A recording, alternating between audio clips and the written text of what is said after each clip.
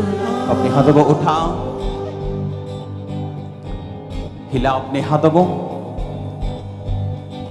परमेश्वर की प्रेजेंस, खासकर उसकी हीलिंग और डिलीवरेंस, उसकी चंगाई की उपस्थिति आपके बीच में है। जैसे ही आप अपने हाथों को हिलाएंगे और आत्मा में जाएंगे और आत्मा में प्रार्थना करेंगे और खुदाबंद को पुकारेंगे, उसकी हीलिंग अनॉइंटिंग को मैं यहां पर सेंस कर रहा हूं अपनी स्पिरिट में। और वैसे ही वो आपका हर एक रोग,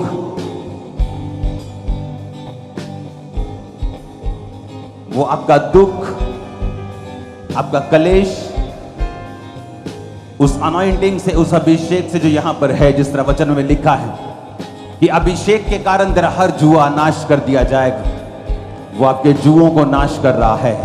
और राइट नाउ उस हीलिंग अनॉइंटिंग से मैं देख रहा हूं कि वो आपको टच करते हुए आपकी हड्डियों के अंदर, आपकी बॉडी के अंदर जा रही है। राइट नाउ आप मुझे ऑनलाइन देख रहे हैं, राइट नाउ मैं देख रहा हूं हॉस्पिटलाइज्ड पेशेंट्स। राइट नाउ मैं आपके अंदर, आपके पेट के अंदर, आपके अंगों के अंदर मैं उस अनॉइंटिंग को, उस हीलिंग को जाता हुआ देख रहा हूं। राइट नाउ रिसीव करो उस हीलिंग अनॉइंटिंग को, रिसीव करो उस डिलीवरेंस को जो परमेश्वर का आत्मा राइट नाउ आपको दे रहा है। यीशु मसीह के सामर्थी नाम में चंगे हो जाओ और आजाद हो जाओ। यीशु मसीह के सामर्थी नाम में हर एक बीमारी से छूट जाओ, क्योंकि पवित्र वचन में लिखा हुआ है कि उसके मार खाने से हम चंगे हुए हैं। उसी के पवित्र वचन में लिखा हुआ है कि वो अभिषेक जब तुम पर आएगा तुम्हारे सब जुओं को नाश कर देगा। परमेश्वर का अभिषेक आपके सारे जुओं को आज नाश कर दे। अपने हाथों को उठाकर कहें परमेश्वर को, क्योंकि परमेश्वर का आत्मा मुझे दिखा रहा है। कई बार वो लोगों को छुड़ाता नहीं, क्योंकि उनका परमेश्वर का छुड़ाना उनके पाप का कारण बन जाएगा। वो फिर से पाप में चले जाएंगे और शक में चले जाएंगे। अगर आप परमेश्वर को अपने हाथों को उठा के कहें, खुदा आप पवित्रताई में बढ़ने के लिए मुझे छुड़ा, अभिषेक में बढ़ने के लिए मुझे छुड़ा, तो मैं देख रहा हूं परमेश्वर जो सामर्थी परमेश्वर है, परमेश्वर जो दया से भरा हुआ परमेश्वर है, जो जल्दी तरस खा लेता है और बहुत देर से क्रोध करने वाला परमेश्वर है, वो आप पर अभी तरस खाएगा और आप छुड़ाए जाएंगे। यीशु मसीह के सामर्थी नाम में बोले, खुदा बाप मुझे अपनी पवित्रताई में बढ़ने के लिए छुड़ा, मुझे अपनी सामर्थ्य में बढ़ने के लिए छुड़ा। मैं राइट नाउ रिलीज करता हूं परमेश्वर के मसीह को आपके जीवन के ऊपर, आपके शरीर के ऊपर, सब बीमारियों के ऊपर। आज की मीटिंग में यीशु मसीह के नाम में आप छुड़ाए जाएं और पूरी तरह से स्वस्थ कर दिए जाएं। यीशु मसीह के सामर्थी नाम में मैंने कहा आप छुड़ा दिए जाएं और पूरी रीति से स्वस्थ कर दिए जाएं। अंधकार की शक्तियां यीशु मसीह नासरी के नाम से आपके शरीरों को और परिवारों को छोड़ के जाती रहे। अभी जैसे ये मस्सा आपको छुए, आपको ये डिलीवरेंस महसूस हो कि खुदाबंद का आत्मा आपको छू रहा है और आपके घराने को, आपके फाइनेंस को और कैरियर को छू रहा है। यीशु मसीह नासरी के नाम में भविष्यवाणी करता हूं, आज आपकी लाइफ, आपका कैरियर कभी भी सेम नहीं है। आमीन। जितना ऊंचा और लंबा और खतरनाक है ब्लेसिंग, उतनी ऊंची और लंबी है यीशु मसीह के नाम में। यीशु नाम, यीशु नाम, यीशु नाम, यीशु नाम, यीशु नाम, यीशु नाम, यीशु नाम, यीशु नाम, यीशु नाम, यीशु नाम, यीशु नाम, यीशु नाम, यीशु नाम, यीशु नाम, यीशु नाम, यीशु नाम, यीशु नाम। उसका नाम आपको छुड़ा रहा है। अपने हाथों को उठा ले खुदा बाप के सामने और बोले, खुदा बाप मुझे छुड़ा। यीशु नाम, यीशु नाम, यीशु नाम, यीशु नाम, यीशु नाम, यीशु नाम, यीशु नाम, यीशु नाम, यीशु नाम, यीशु नाम, यीशु नाम, यीशु नाम, यीशु नाम, यीशु नाम, यीशु नाम, यीशु नाम, यीशु नाम, यीशु नाम, यीशु नाम। अपनी आंखों को बंद करके अपने हाथों को उठा ले। यीशु मसीह का आत्मा आपको छुड़ा ले, आपके परिवारों समेत। वायर वो आपको भी टच कर रहा है राइट ना, अपने हाथों को उठा ले। और परमेश्वर का रूह वॉलंटियर्स आपको टच कर रहा है, अपने हाथों को उठा ले। और उसका आत्मा ऐसे बड़ी और गहरी बातें आपकी लाइफ में कर रहा है, वो आपको आगे की ओर लेके जा रहा है। पीछे की ओर जाना बंद हो चुका है, नीचे की ओर जाना बंद हो चुका है। अब आगे की ओर जा रहे हैं यीशु मसीह के नाम में। ऊंचाई की ओर जा रहे हैं यीशु मसीह के नाम में। आमीन। जितना ऊंचाई है ब्लेसिंग उतनी बड़ी है। यीशु नाम, यीशु नाम, यीशु नाम, यीशु नाम, यीशु नाम, यीशु नाम, यीशु नाम, यीशु नाम, यीशु नाम, यीशु नाम, यीशु नाम, यीशु। मैं पाक खुदावन शुक्रगुजारी लाए हैं, मैं पाक खुदावन मसा से भरने आए हैं। ओ मैं पाक खुदावन शुक्रगुजारी लाए हैं, ऐ पाक खुदावन रूह से भरने आए हैं। ऐ पाक खुदावन मसा से भरने आए हैं, ऐ पाक खुदावन रूह से भरने आए हैं। तेरा नाम है सबसे आला, तू आंखों का उजाला, तू शहद का मीठा प्याला, तू नूर का सुंदर हाला। तेरे नाम के सदके जाए, तेरे नाम की स्तुति गाए, तेरे नाम से आस लगाए, तेरे नाम से सब कुछ पाए। यीशु नाम, यीशु नाम, यीशु नाम, यीशु नाम, यीशु नाम। खुदावंद का आत्मा कह रहा है तुम जो मेरे साथ वफादार रहे हो, इसलिए मैं उन सब पुराने बंधनों से तुमको छुटकारा देता हूं आज और अभी। परमेश्वर का आत्मा कह रहा है तुम जो मेरे साथ वफादार रहे हो लंबे समय तक, इसलिए आज मैं तुम्हें छुटकारा देता हूं। तुम आने वाले समय में देखोगे मेरे भाई मेरी बहन, तुम आने वाले समय में देखोगे, तुम देखोगे किस तरह से परमेश्वर तुम्हें सरप्राइज देता है एक बड़े छुटकारे के साथ। किस तरह से परमेश्वर तुम्हें एक सरप्राइज देता है बड़ी हीलिंग के साथ। मैं तुमको आगे और ऊपर को जाता हुआ देख रहा हूं यीशु मसीह के सामर्थी नाम में। सारे बंधन जो तुम्हारी स्पिरिचुअल लाइफ के ऊपर है यीशु मसीह के नाम से टूट जाएं। सारे बंधन जो तुम्हारे शरीर के ऊपर है यीशु मसीह के नाम में टूट जाएं। सारे बंधन जो तुम्हारे फाइनेंस के ऊपर है यीशु मसीह के नाम में टूट जाएं। आमीन। ऊंचा ये बरकत हमारी। यीशु नाम, हिलाएं अपने हाथों को, यीशु नाम, यीशु नाम। हाथों को हिलाएं। Thank you Jesus. फिर से बोले परमेश्वर अपनी सेवकाई, अपनी पवित्रताई के लिए मुझे छुड़ा। फिर से कहें अपनी पवित्रताई के लिए मुझे छुड़ा। फिर से कहें मुझे पवित्रताई में सेवकाई में बढ़ने के लिए छुड़ा। हाथों को हिलाकर कहें खुदा को, कहें कहें। वो कहता है मेरे नाम में मेरी महिमा के लिए जो कुछ तुम मांगेगा मेरा पिता तुझे देगा। तुमने अब तक उसकी महिमा के लिए नहीं मांगा, बाइबल कहती है। अगर तुम ये मांगते परमेश्वर मुझे चंगा कर, मैं गवाही दूं, मैं सेवा करूं, पर तुमने मांगा कि मैं मुझे आशीष दे, मैं अपने परिवार को पाल सकूं। और यीशु ने कहा जो कुछ तुम मेरी महिमा के लिए मांगेगा मैं तुझे दूंगा। मांगे अपने हाथों को उठा के, खुदा बाप आपकी महिमा के लिए मैं मांगता हूं, मुझे छुड़ाएं, मुझे ब्लेस करें, मुझे आगे लेके जाएं। हाथों को हिलाकर मांगो खुदा बाप मुझे बढ़ा, मुझे छुड़ा। ऊंची आवाज में कहें खुदा बाप से यीशु मसीह के नाम में। यीशु नाम, यीशु नाम, यीशु नाम, यीशु नाम, यीशु नाम, यीशु नाम, यीशु नाम, यीशु नाम, यीशु नाम, यीशु नाम, यीशु नाम, यीशु नाम। खुदावंद जितने लोगों ने आज मांगा तेरी महिमा के लिए, तेरा आत्मा उनको छुए और वो कभी भी सेम न रहे।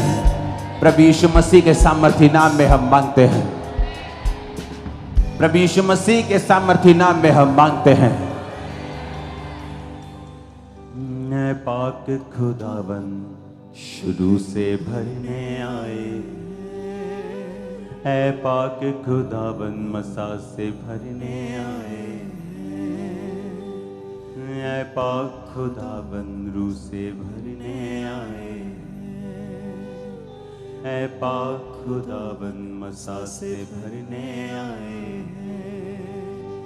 ऐ पाक खुदावंद खून से धुलने आए हैं, ऐ पाक खुदावंद मसा से भरने आए हैं। तेरा नाम है सबसे आला, तू आँखों का उजाला, तू शहद का मीठा। अपने घुटनों के बाहर आकर खुदा को बोले परमेश्वर आज जो कुछ भी मैं सुनूं मैं फलों को लेके आऊं। मैं तेरी महिमा के लिए मांगता हूं, मुझे छुड़ाएं, मुझे बढ़ाएं और मुझे ब्लेस करें। जो कुछ भी आप मुझे देंगे, मैं आपके महिमा के लिए आपके राज्य में उसे बो दूंगा। वो सेहत हो, फाइनेंस हो, गिफ्ट हो, खुशी हो, सब कुछ अपने हाथों को उठाकर मांगे परमेश्वर से। यीशु नाम, यीशु नाम, यीशु नाम, यीशु नाम, यीशु नाम, यीशु नाम, यीशु नाम, यीशु नाम, यीशु नाम, यीशु नाम, यीशु नाम, यीशु।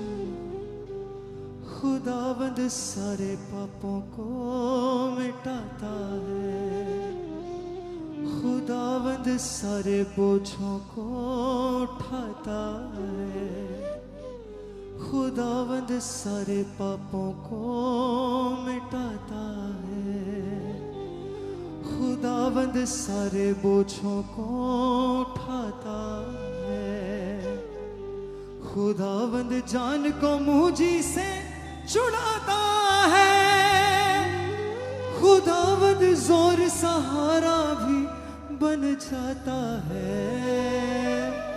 तेरा नाम है सबसे आला, तू आंखों का उजाला, तू शहद का मीठा प्याला, तू नूर का सुंदर हाला। तेरे नाम के सदके जाए, तेरे नाम की स्तुति गाए, तेरे नाम से आस लगाए, तेरे नाम से सब कुछ पाए। यीशु नाम, यीशु नाम, यीशु नाम, यीशु नाम, यीशु नाम, यीशु नाम, यीशु नाम, यीशु नाम, यीशु नाम, यीशु नाम, यीशु नाम, यीशु नाम, यीशु नाम, यीशु नाम। प्रभु यीशु मसीह के सामर्थ्य नाम में हम मांगते हैं। अपने हाथों को उठाकर कहो, आज जो कुछ भी मैं सुनूंगा, मैं फलों को लेके आऊंगा। जो कुछ भी मैं सुनूंगा, मैं उसे इग्नोर नहीं करूंगा। हाथों को उठाओ और मांगो सब जन।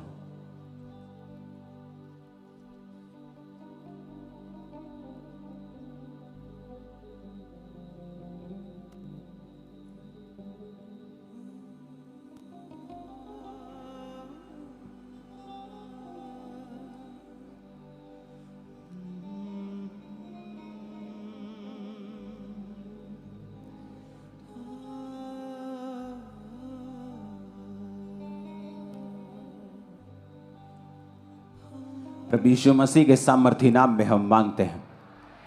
अपने हाथों को उठा के एक और वायदा करेंगे खुदावंद के साथ कि परमेश्वर, आज जो कुछ मैं सुनूंगा, मैं उसे प्रचार करूंगा और दूसरों से उसे शेयर करूंगा। हाथों को उठाओ और वायदा करो खुदावंद के साथ।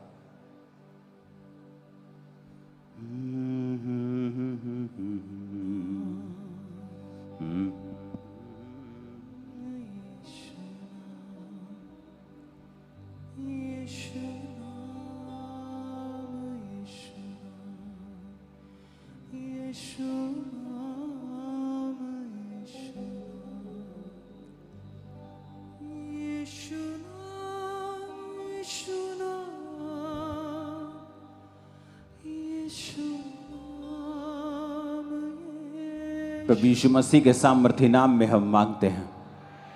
तारीफ करो जोर से आज के दिन के लिए, जोर से।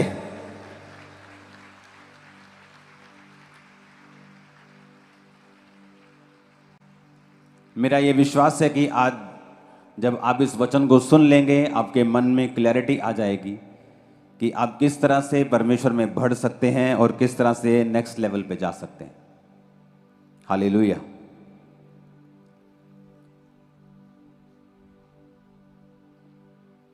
जब परमेश्वर ने आखिरी आज्ञा दी थी अपने चेलों को और 500 लोगों को, तो परमेश्वर ने कहा था यरूशलेम को ना छोड़ना, परंतु पवित्र आत्मा के आने की बाट जोहना।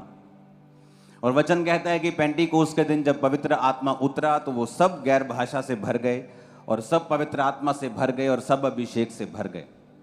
और वचन ये भी कहता है कि वो जब पवित्र आत्मा और अभिषेक से भर गए तो वो सब लोग जो थे परमेश्वर के काम करने लगे, उनके हाथ रखने से रोगी चंगे होने लगे। और ये वचन पूरा हुआ कि अंत के दिनों में मैं अपना आत्मा सब मनुष्यों के ऊपर उंडेलूंगा। पुराने समय में जीसस क्राइस्ट के जन्म से पहले कुछ लोगों के ऊपर आत्मा उतरता था और परमेश्वर उनको अपना अभिषेक देता था। और परमेश्वर ने कहा था याजक जो मेरे अभिषिक्त होंगे ये लोगों के भार को उठाएंगे और लोगों के लिए बलि चढ़ाएंगे। और याजकों को परमेश्वर ने पवित्र रहने के लिए बोला।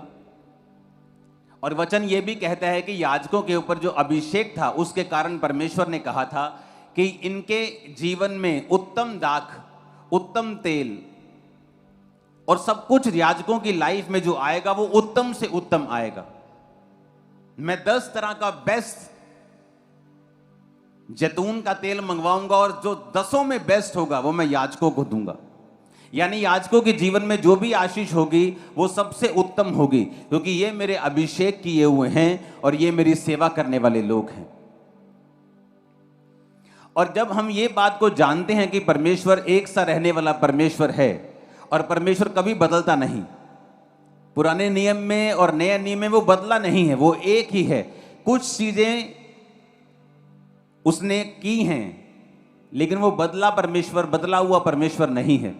अगर वो पहले याजकों को खड़ा करता था सेवकाई के लिए तो बाइबल कहती है, जब हम प्रकाशित वाक्य 1 उसकी 5 और 6 आयत पढ़ते हैं, अब वो ये कहता है कि जो पुराने समय के याजक हुआ करते थे कुछ, अब तुम सब जो परमेश्वर को मानते हो तुम सब याजक हो और तुम्हारा महायाजक प्रभु यीशु मसीह है। यानी परमेश्वर जब आपको देखता है तो वो इस निगाह से देखता है कि जिसने परमेश्वर को ग्रहण कर लिया, जो परमेश्वर में आ गया, जिसने बपतिस्मा ले लिया, परमेश्वर की निगाह में जब वो आपको देखता है तो एक याजक और एक राजा के रूप में देखता है। तो इसका मतलब जब याजकों को वो देखता था तो वो इस तरह से देखता था कि ये मेरे याजक हैं, इन पर मेरा अभिषेक है, अब मैं इनको उत्तम दाख, उत्तम गेहूं, उत्तम तेल, यहां तक कि जो उनकी पत्नी हुआ करती थी, उनका पार्टनर हुआ करता था, वो भी परमेश्वर बोलता था कुंवारियों में से लेना, वो पवित्रताई में से लेना, उत्तम लेना। क्यों ऐसा परमेश्वर कहते थे? क्योंकि बाइबल कहती, परमेश्वर ने कहा ये मेरी सेवा करने वाले याजक हैं जिन पर मेरा अभिषेक है और मैं इनके जीवन में जो दूंगा वो सिर्फ उत्तम से उत्तम ही होगा। तो पुराने नियम के जो याजक होते थे, परमेश्वर कहता कि मैं इनको उत्तम दूंगा, जो भी इनकी लाइफ में आशीष आएगी मैं इनको बेस्ट आशीष दूंगा, दुनिया से अलग करूंगा, मैं इनके ऊपर अपना अभिषेक रखूंगा, मैं इनको सुरक्षित रखूंगा, मैं इनको बीमारियों से बचाकर रखूंगा, मैं इनको शर्मिंदगी से बचाकर रखूंगा, मैं इनको दुश्मन के हाथ में नहीं पड़ने दूंगा। क्यों? क्योंकि इस पर मेरा अभिषेक है और ये मेरा चुना हुआ याजक है और ये सेवा करने वाला है। कितने मेरी बात को समझ रहे हैं? अब पुराने नियम में कुछ याजक होते थे, बाकी प्रजा होती थी, वो अपने अपने पापों के लिए भेड़ों को लाया करती थी। याजक उन भेड़ों को परमेश्वर के सामने पाप बलि, होम बलि के रूप में, स्वेच्छा बलि, बड़ी सी बलियां होती थी, उनके रूप में परमेश्वर के सामने चढ़ाया करता था। लेकिन लोगों को अधिकार नहीं था बलि चढ़ाने का। लेकिन परमेश्वर ने कहा कि जब प्रभु यीशु मसीह आ जाएंगे तो अनुग्रह आ जाएगा, ऐसा अनुग्रह आ जाएगा जो कभी कुछ लोगों पे होता था, अब वो सब पे आ जाएगा। और जो कोई परमेश्वर को ग्रहण करेगा, यहोवा पिता के सामने वो याजक ठहराया जाएगा और राजा ठहराया जाएगा। यानी उसकी लाइफ में अब जो कोई आशीष आएगी वो उत्तम से उत्तम आएगी। तुम बेस्ट आशीषों के हकदार होंगे, तुम्हारी लाइफ में हर एक चीज बेस्ट होगी। ऐसा परमेश्वर देखता है आप विश्वासियों को, जब वो आपकी ओर देखता है जिसने बपतिस्मा लिया हुआ है, जो याजक है और जो परमेश्वर यीशु मसीह को अपना उद्धारकर्ता मानता है। समझ आ गई इतनी बात के नहीं? मैं आगे चलूं, ये बेस बना रहा हूं मैं। यानी आप सोचते हैं कि जब परमेश्वर आपको देखता है तो वो क्या सोचता है? मैं आपको बता रहा हूं कि जब परमेश्वर आपको देखता है तो वो ये सोचता है कि ये मेरा याजक है और इसका मेरा अभिषेक इसके ऊपर है, तो मैं इसको इसकी लाइफ में बेस्ट दूंगा। ये परमेश्वर सोचता है आप सबके विषय में। लेकिन अब कुछ पॉइंट हम देखेंगे कि क्या हम सचमुच याजक हैं।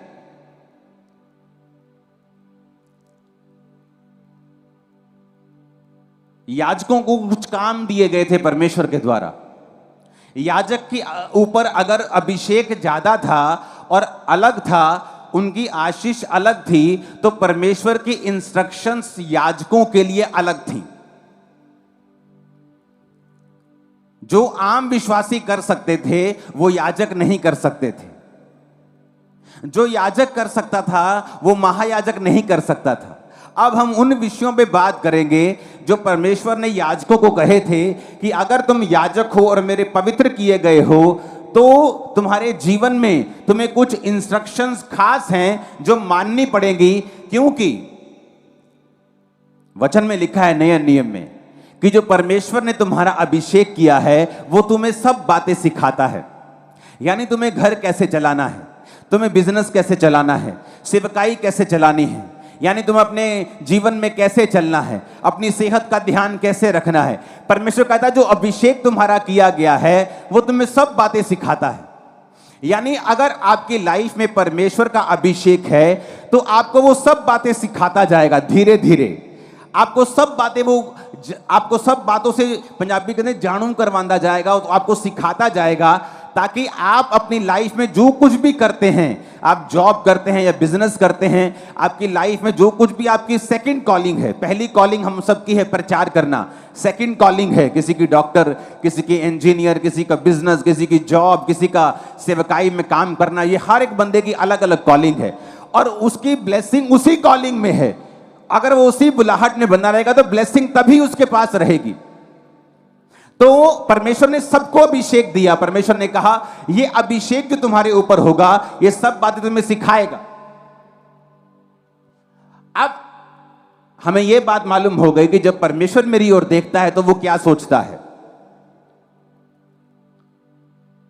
आप एक कंपनी में गए हैं, आपका बॉस जब आपके पास से निकलता है और आपके गले में आई कार्ड होता है उस कंपनी का, तो आपका बॉस सोचता है कि ये मेरी कंपनी में काम करने वाला मेरा एक भाई है। तो वो आई कार्ड उसको ये दिखाता है कि ये उसी कंपनी का है जिस कंपनी में मैं हूं। उसी तरह से जब परमेश्वर आपको देखता है तो वो इस तरह से देखता है कि ये मेरा बेटा है, मेरी बेटी है, ये याजक है और मैं इसको उत्तम दूंगा। तो ये परमेश्वर की निगाह है, ये सोच है, उसका दिल है जब वो आपको देखता है। अब हम चलेंगे कि परमेश्वर क्या सोचता था पुराने नियम में। लेवी व्यवस्था 21 उसकी 8 आयत में लिखा है, इसलिए तू याजक को पवित्र जानना क्योंकि वह तुम्हारे परमेश्वर का भोजन चढ़ाया करता है, इसलिए वह तेरी दृष्टि में पवित्र ठहरे, क्योंकि मैं यहोवा जो तुमको पवित्र करता हूं पवित्र हूं। लेवी व्यवस्था 21 उसकी 1 से 4 और 10 से 12 आयत। फिर यहोवा ने मूसा से कहा, हारून के पुत्र जो याजक हैं उनसे कह दे कि तुम्हारे लोगों में से कोई भी मरे तो उनके कारण तुम में से कोई अपने आप को अशुद्ध ना करे। अपने निकट कुटुंबियों अर्थात माता पिता, बेटी, भाई, अपनी कुंवारी बहन जिसका विवाह ना हुआ हो, जिनका निकट का संबंध है, वो अपने आप को अशुद्ध कर सकता है। पर याजक होने के नाते वह अपने लोगों का प्रधान है, इसलिए वह अपने आप को ऐसा अशुद्ध ना करे कि वह अपवित्र हो जाए।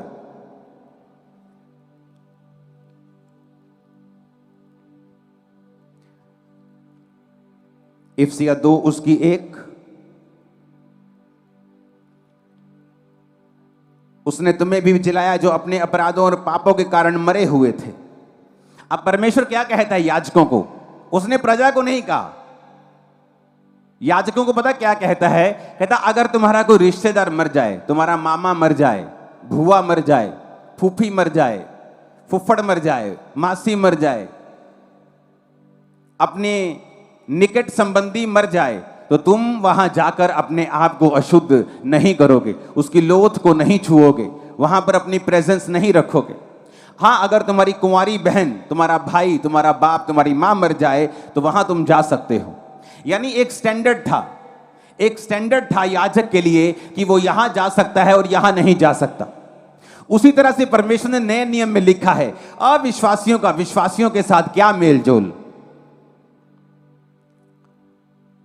भेड़ का भेड़िए के साथ क्या नाता। लेकिन आज क्यों परमेश्वर उनको ऐसा कहता था? परमेश्वर कहता तुम्हारे ऊपर अभिषेक है। जब तुम्हारे ऊपर अभिषेक है तो तुम ऐसा नहीं कर सकते जैसा आम लोग कर रहे हैं, नहीं तो ये अभिषेक जो तुम्हारे ऊपर है ये अशुद्ध हो जाएगा। इफ सबोपदेशक 10 उसकी 1 में लिखा है, मरी हुई मक्खियों के कारण गंधी का तेल सड़ने और बसाने लगता है और थोड़ी सी मूर्खता बुद्धि और प्रतिष्ठा को घटा देती है। परमेश्वर ने क्या कहा कि थोड़ी सी मूर्खता के कारण, मरी हुई मक्खियों के कारण गंधी का तेल, एक सुंदर, एक अभिषिक्त, एक सुगंधित तेल भी सड़ने लगता है और बसाने लगता है। मरी हुई मक्खियां पाप को दर्शाती हैं, पाप के परिणाम को दर्शाती हैं, मरे हुए कामों को दर्शाती हैं। तो परमेश्वर ने कहा याजक अपने आप को अपवित्र नहीं करेंगे क्योंकि इन पर मेरा अभिषेक है। उसी अभिषेक के कारण इन पर बेस्ट आ रहा है, बेस्ट तेल, बेस्ट दाग, बेस्ट जीवन, बेस्ट सब कुछ, बेस्ट सुरक्षा, ब्लेसिंग, हीलिंग, डिलीवरेंस इन पे आ रहा है। तो परमेश्वर ने नए नियम में क्या कहा? परमेश्वर ने कहा तुम्हारा अविश्वासियों का विश्वासियों के साथ क्या मेलजोल, विश्वासियों के साथ अविश्वासियों के साथ क्या नाता, भेड़ का भेड़ियों के साथ क्या नाता। लेकिन आज अगर आपको कोई ऐसा लड़की या लड़का पसंद आ जाए जो अविश्वासी हो, आप झट उसके साथ शादी करने के लिए तैयार हो जाते हैं, ये सोच के कि कल को ये क्रिश्चियन बन जाएगा, कल को ये मसीह में आ जाएगा। क्यों? क्योंकि आपको ये पता नहीं है कि आपको अपने अभिषेक को संभाल के रखना है। अगर आप अपने अभिषेक को संभाल के नहीं रखते और उसे गंदा होने देते हैं, गंधी का तेल सड़ने और बसाने लगता है मरी हुई मक्खियों के कारण। कि जो तेल आपके अंदर है, जो अभिषेक आपके अंदर है, वो तो सुगंधित है, वो इतनी सुगंधित है कि वो सब चीजों को अपनी ओर खींचेगा। वो उत्तम दाग को, उत्तम जॉब को, उत्तम ब्लेसिंग को, उत्तम बिजनेस को, उत्तम चीजों को अपनी ओर लेके आएगा। लेकिन मरी हुई मक्खियों के कारण, कि तुम्हारे काम मरे हुए हैं, तुम्हारे पापों के कारण, तुम्हारी ब्लू फिल्में देखने के कारण, तुम्हारे ध्यान ना रखने के कारण कि क्या ये काम मेरे अभिषेक को खराब कर सकता है। परमेश्वर ने कहा याजकों को कि तुम्हें उत्तम तो मैं दूंगा, लेकिन तुम्हें अब वैसा नहीं करना पड़ेगा जैसे लोग कर सकते हैं। अब तुम आम लोगों में नहीं जा सकते, तुम मरे हुए लोगों में नहीं जा सकते। तो क्या हम मरे हुए लोगों में नहीं फिरते? हमें मालूम है कि मेरा एक फ्रेंड जो क्रिश्चियन है, ये आत्मा में मरा हुआ व्यक्ति है, ये पाप करने वाला व्यक्ति है, ये व्यभिचार करने वाला व्यक्ति है, शराब पीने वाला व्यक्ति है, तो भी मेरे साथ उसका संबंध मैं छोड़ता नहीं हूं। इसका मतलब क्या है? कि मुझे अपने अभिषेक की कोई भी परवाह नहीं है। पुराने नियम में परमेश्वर ने कहा था जो मरा हुआ है उसके पास मत जाना, लेकिन आज नए नियम में परमेश्वर कहता है जो आत्मिक रूप से मरा हुआ है उसका तुम्हारे साथ क्या लेना देना। पौलुस कहता जो भाई कहलवा के मूर्ति पूजा करता हो, जो भाई कहलवा के व्यभिचार करता हो, उसकी थाली में भी खाना नहीं खाना। लेकिन तुमको क्या लगता है? लेकिन तुमको भाई बंधु पूना ज्यादा अच्छा लगता है। जो व्यक्ति व्यभिचार में गिर गया, पाप कर गया, तुम्हें लगता है कि नहीं वो छोटी मोटी बात है। तुम उसके साथ अपना संबंध पूरी तरह से कायम रखते हो, अपनी दोस्ती कायम रखते हो, क्योंकि वो तुम्हारी फ्रेंड रही है, तुम्हारी दोस्त रही है। तो परमेश्वर ने कहा तुम परमेश्वर के वचन को पूरा नहीं कर रहे हो, तुम उसके वचन के प्रति सीरियस नहीं हो। पुराने नियम में तुम उस मुर्दे के प्रति नहीं जा सकते, मुर्दे के पास नहीं जा सकते। नया नियम में क्या कर सकते हो? तुम उस व्यक्ति को प्रचार कर सकते हो कि तुमने गलत किया, तुम ये पाप कर रहे हो, तुम ये गलत काम छोड़ दो। इतना ही संबंध तुम उसके साथ रख सकते हो। परमेश्वर ने कहा उसके साथ खाना नहीं खा सकते, उसके साथ संगति नहीं कर सकते, उसके साथ घूम फिर नहीं सकते, क्योंकि अविश्वासी का विश्वासी के साथ या मरे हुओं का जीवितों के साथ क्या संबंध है। लेकिन आज हमें अपने अभिषेक की परवाह नहीं है, क्योंकि हम अंधे हो चुके हैं। हमें यह मालूम नहीं कि यही वो अभिषेक है जिसके कारण परमेश्वर अपनी बरकतें देता है। आज बहुत से लोग सेवकाई में बरकत को मांगते हैं, क्यों नहीं मिलती? वही सेवकाई स्टक हुई पड़ी, अड़ी हुई। क्यों? क्योंकि अभिषेक में नहीं बढ़ते। अभिषेक में क्यों नहीं बढ़ते? अभिषेक में क्यों नहीं बढ़ते? अभिषेक में तभी बढ़ेंगे जब जेलसी छोड़ेंगे। अभिषेक में तभी बढ़ेंगे जब टांच मारना छोड़ेंगे छोटी छोटी बातों के ऊपर। वो हम छोड़ नहीं सकते, जेलसी छोड़ नहीं सकते। ये कैसे बढ़ गए, ये कल से कल के आए, अब इतना कैसे बढ़ गए। अब इतनी जेलसी होगी तो परमेश्वर अभिषेक नहीं देगा। और अगर अभिषेक नहीं होगा तो ये सारे अभिषेक वाले भाग हैं। परमेश्वर ने कहा मैं तुम्हारा अभिषेक वाला भाग तुम्हें दे दूंगा। यानी अगर तुम्हारी लाइफ के ऊपर अभिषेक है तो एक एक्स्ट्रा ब्लेसिंग है तुम्हारी लाइफ के ऊपर जो परमेश्वर तुम्हें देगा। लेकिन शैतान मूर्ख बनाता है, वो तुम्हें ऐसे भाईचारे में ले जाएगा जो तुम्हारे लिए अच्छा नहीं है। परमेश्वर ने कहा अब तुम परमेश्वर से ऊपर होना चाहते हो, ये तुम्हारी मर्जी है, क्योंकि उसका वचन कहता है कि अगर कोई भाई कहलाकर, क्रिश्चियन कहलाकर मूर्ति पूजा करता हो, शराब पीता हो, अगर कोई भाई कहलाकर गंदे काम करता हो, भाई कहलाकर व्यभिचार करता हो, जादू टोना करता हो, तो तुम्हारा उसके साथ कोई संबंध नहीं है, तुम उसके साथ खाना भी नहीं खा सकते। क्योंकि हमें अपने अभिषेक की परवाह आज नहीं है। दाऊद को 16 साल की उम्र में अभिषेक कर दिया गया, लेकिन उसे राजा नहीं बनाया गया। परमेश्वर ने कहा दाऊद ये मेरी इच्छा तो है तो मैं तुम्हें राजा बनाऊं, राजा की कुर्सी पे बिठा दूं, लेकिन अभी वो कुर्सी वाला अभिषेक तुम्हारी लाइफ के ऊपर नहीं है। तो दाऊद को वफादार रहना पड़ा। पहला अभिषेक आप पर आता जब आप तौबा करते हैं। दूसरा अभिषेक आप पर आता है जिस तरह दाऊद के ऊपर आया और वो अकेले यहूदा के गोत्र का राजा बना। उसी तरह से आपकी लाइफ का अभिषेक भी बढ़ता जाता है जब आप परमेश्वर के साथ पहले अभिषेक के बाद वफादार रहते हैं। आपका पहला अभिषेक कब होता है?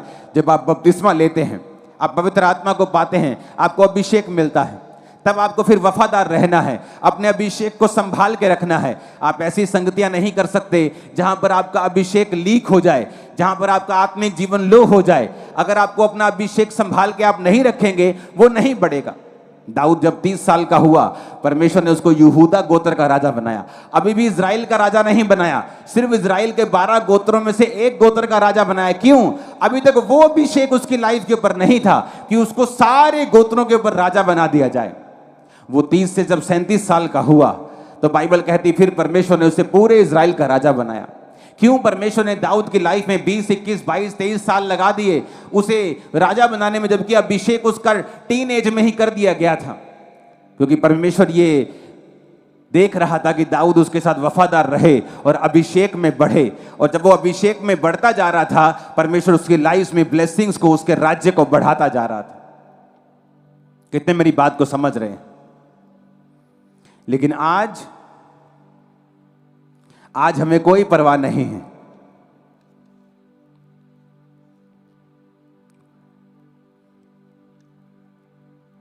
क्या आज हमें परवाह है इस चीज की कि क्या हमारा अभिषेक हमारी संगति से खराब हो रहा है?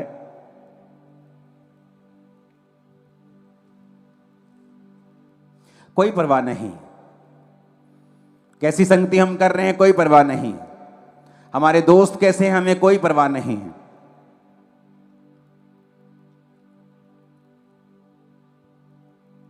अगर आपको याजक परमेश्वर कहता है तो उसकी जिम्मेवारियां भी परमेश्वर ने रखी हैं। वो कहता है याजक को मैं बेस्ट दूंगा, तुम्हें मांगने की जरूरत नहीं। परमेश्वर कहता है मैं बेस्ट दूंगा, दाख, तेल, लाइफ पार्टनर, एवरीथिंग तुझे बेस्ट दूंगा, किसी चीज की कमी तुम्हारी लाइफ में नहीं आने दूंगा। पर याजकों को वो क्या कहता है? कहता तुम फिर दुनिया से अलग जियोगे, जैसे तुम्हारा दोस्त जीता है तुम भी वैसा जीना चाहते हो, तो तुम्हारे ऊपर याजक का अभिषेक नहीं रहेगा। जब अभिषेक नहीं रहेगा तो वो ब्लेसिंग्स, वो सुरक्षा, वो परमेश्वर का स्पेशल फेवर भी तुम्हारी लाइफ के ऊपर नहीं रहेगा। आज तो तुम चर्च में हो, लेकिन जब यहां से चले जाओगे तब कहां जाओगे? कल तुम अपने काम में क्या करोगे?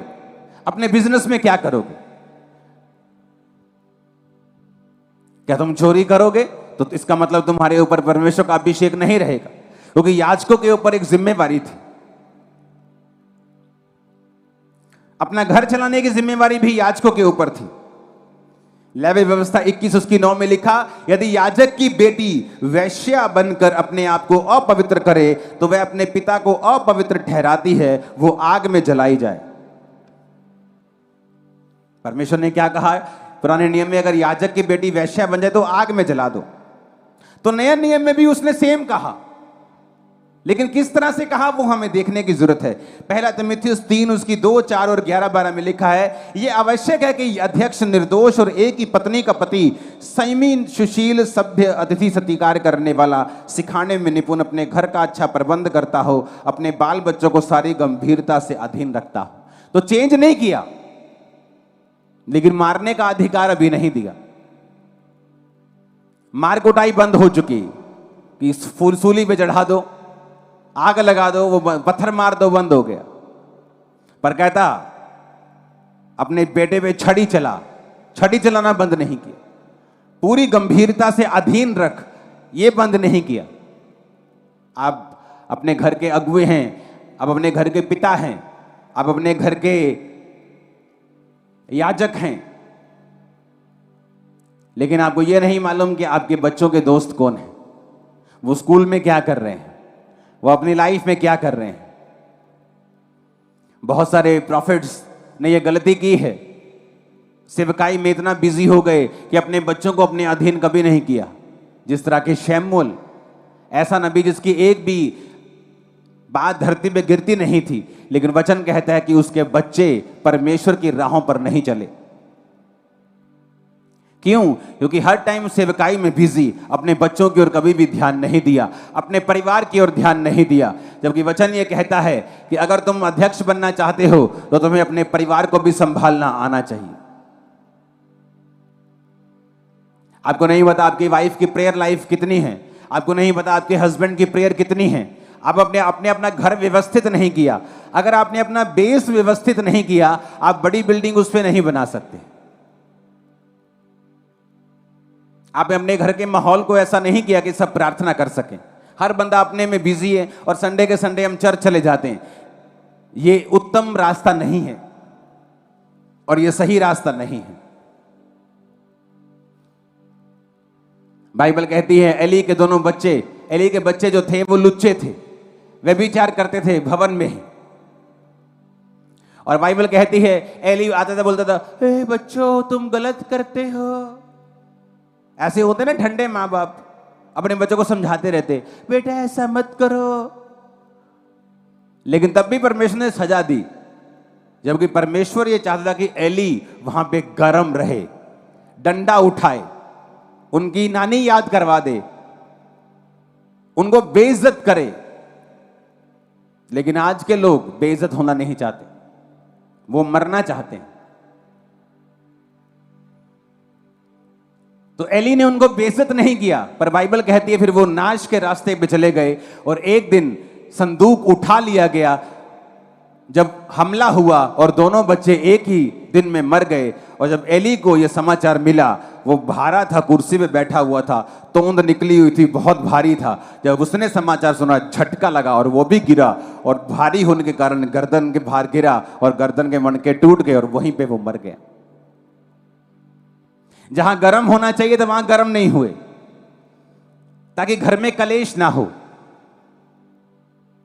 असहज वातावरण ना बने। आज तुम अपने बच्चों को कुछ नहीं कहते, तुम्हें मालूम है तुम्हारी बेटी बिगड़ रही है, तुम कुछ नहीं कहते कि घर में कलेश ना हो, इसके बाप को मालूम ना हो जाए। एक दिन वो छोटा सा सांप जो तुमने पाला हुआ है वो बड़ा अजगर बन जाएगा, क्योंकि जो छोटा सा सांप उत्पत्ति में आदम के पास आया था, वो प्रकाशित वाक्य में एक बड़ा अजगर बन के आता है। एली ने अपने बच्चों की ओर ध्यान नहीं दिया, खुद परमेश्वर में चलता रहा, लेकिन अपने बच्चों पे डंडा नहीं उठाया।